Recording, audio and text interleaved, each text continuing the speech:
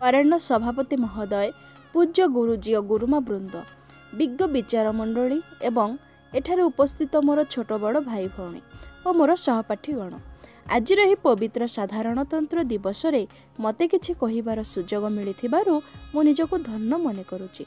बहु वर्ष विदेशी शासनाधीन रही 1947 मसीहा अगस्ट 15 तारिख रे आम देश स्वाधीन हैला। आम देश रे एक शासन खसड़ा तैयारी हैला। 1950 जनवरी 26 तारिख रे आम देशर संविधान कार्यकारी हैला। एही दिनटी को भारत वर्ष रे साधारणतंत्र दिवस रूपे पालन करा जाय। यह हेउछि भारतीयଙ୍କ गर्व और गौरव। एही दिन रे स्कूल, कॉलेज और सरकारी अनुष्ठान मानकरे पताका उत्तोलन करा जाय। जातीय संगीत गान करा जाय। एही दिन राष्ट्रपति देश उद्देश्य रे वार्ता प्रदान करिथंती। आमे जानु भारत एक धर्मनिरपेक्ष राष्ट्र। जाति, धर्म, वर्ण निर्विशेष रे समस्त समान।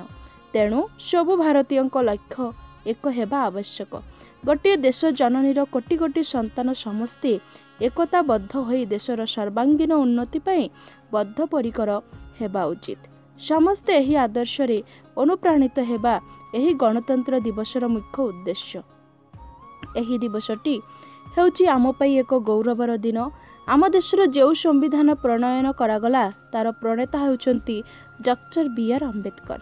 सारा देशर विद्वान, वीर और दक्ष पुलिस माननकु एही दिनर पुरस्कृत करा जाय। यह एक गर्व और गौरवर दिवस।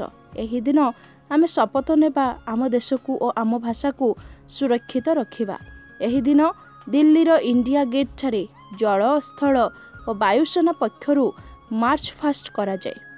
प्रत्येक भारतीय जो दिन एक मन एक प्राण नहीं भारतर उन्नति पई आगे आसिबे, सेही दिन ही गणतंत्र दिवसर सफल रूपायन होई परिबो। एही साधारणतंत्र दिवसटी आम जातिर महत्व जोथिरे आमे समस्ते बंधा होई रहिछु। एही दिवस रे आम देशर शासन क्षमता प्रस्तुत होईची।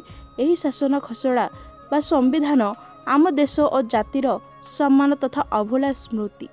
मु एतिकी कही मोर वक्तव्य शेष करुछि। जय हिंद।